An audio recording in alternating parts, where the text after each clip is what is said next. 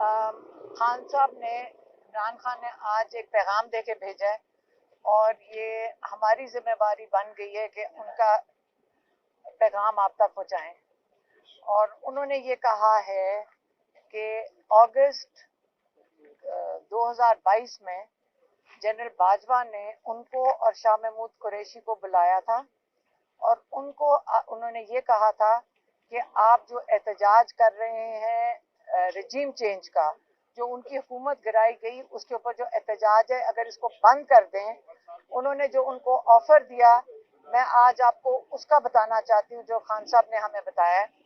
उन्होंने कहा कि उन्होंने ऑफर ये दी थी कि अगर आप एहतजाज बंद करोगे तो उसके बदले में आपको, जब हुकूमत आएगी, आपको 2/3 या दो तिहाई आपको मेजॉरिटी दी जाएगी और आप अपनी हुकूमत बना सकोगे। और अगर आप ये बात हमारी नहीं मानोगे तो आपकी पार्टी को 30 सीटों के ऊपर महदूद कर दिया जाएगा। और अगर आप ये चीजें मान लोगे तो आप दो तिहाई मेजॉरिटी के साथ हम आपको हुकूमत बनाने देंगे। उसके जवाब में खान साहब कहते हैं, मैं ये बताना चाहता हूँ कि हमारे माँ बाप एक गुलाम मुल्क में पैदा हुए थे। उन्होंने हमें ये सिखाया था कि शुक्र करो कि तुम एक आज़ाद मुल्क में पैदा हुए। उन्होंने कहा कि मैं मानता हूँ ला इलाहा इल्लल्लाह में, और सिवाय अल्लाह के मैं किसी के आगे झुकने को तैयार नहीं हूँ। और मैंने उनकी इस वजह से, ना मैं किसी की गुलामी, एक आज़ाद मुल्क में पैदा होने की वजह से मैं किसी की गुलामी कबूल करने से मैं बिल्कुल इनकारी हूँ। और इससे बेहतर है कि मौत बेहतर है इससे कि हम किसी की गुलामी एक आज़ाद मुल्क में कबूल करें। ये उनका पैगाम था, मैंने आप तक पहुँचा दिया है।